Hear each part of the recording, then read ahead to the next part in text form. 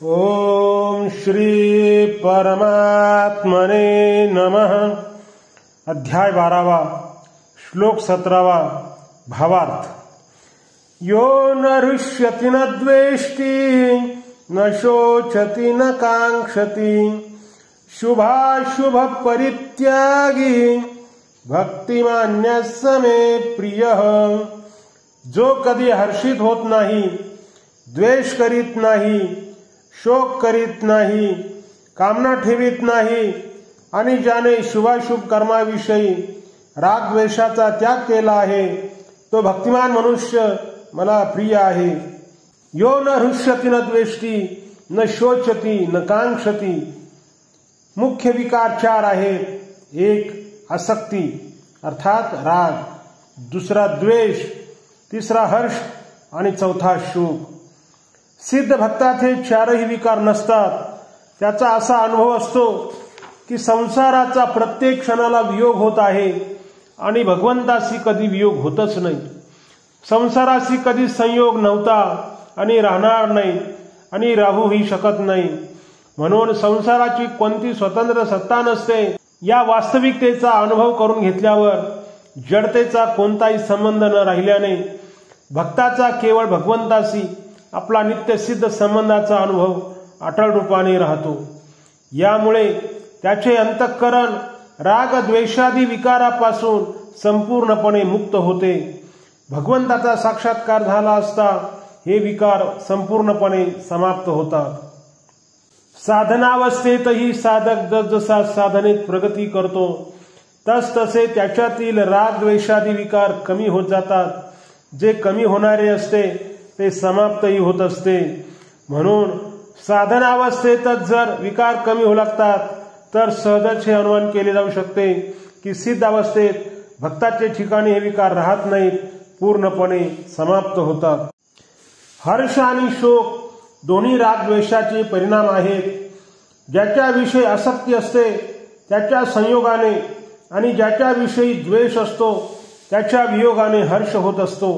या उलट ज्याच्याविषयी आसक्ती असते त्याच्या वियोगाने किंवा वियोगाच्या शंकेने आणि ज्याच्याविषयी द्वेष असतो त्याच्या संयोगाने अथवा संयोगाच्या शंकेने शोक होतो।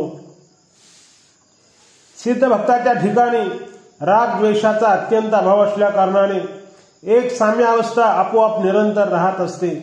म्हणून तो विकारापासून संपूर्णपणे रहित असतो। जसे रात्रीच्या वेळी अंधारात दिवा प्रज्वलित करण्याची कामना होत असते। दिवा प्रज्वलित केला तर हर्ष होतो। दिवा विझवणाऱ्याविषयी द्वेष अथवा क्रोध निर्माण होतो आणि पुन्हा दिवा कसा प्रज्वलित करावा अशी चिंता निर्माण होते। रात्र असल्यामुळे या 4 गोष्टी घडतात। परंतु ज्यावेळी सूर्य माध्यान्नीला असतो त्यावेळी दिवा प्रज्वलित करण्याची कामना होत नाही, दिवा उजळल्याने हर्ष होत नाही, दिवा विझवणाऱ्याविषयी द्वेष अथवा क्रोध निर्माण होत नाही आणि अंधार नसल्या कारणाने प्रकाशाच्या अभावाची चिंताही राहत नाही।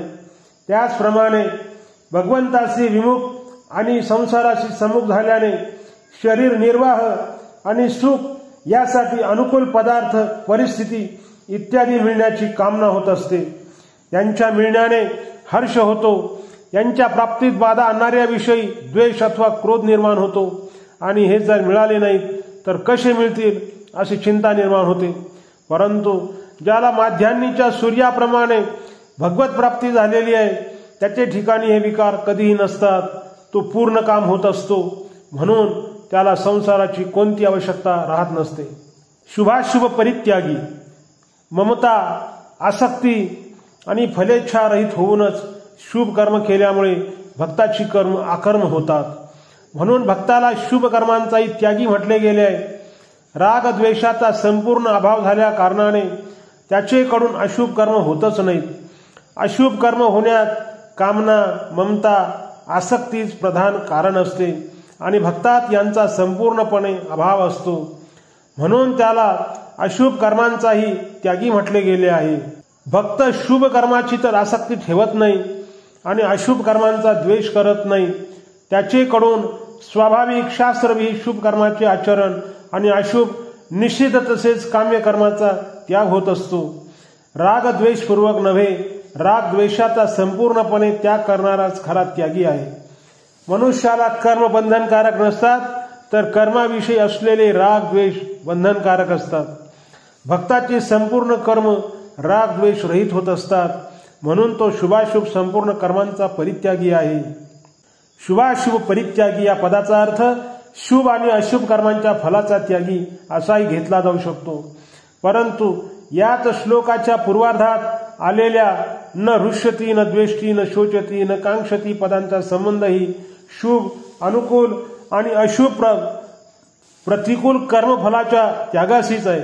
म्हणून या ठिकाणी शुभाशुभ परित्यागी पदाचा अर्थ शुभाशुभ कर्मफलाचा त्यागी मानल्याने पुनरुक्ती दोष येतो.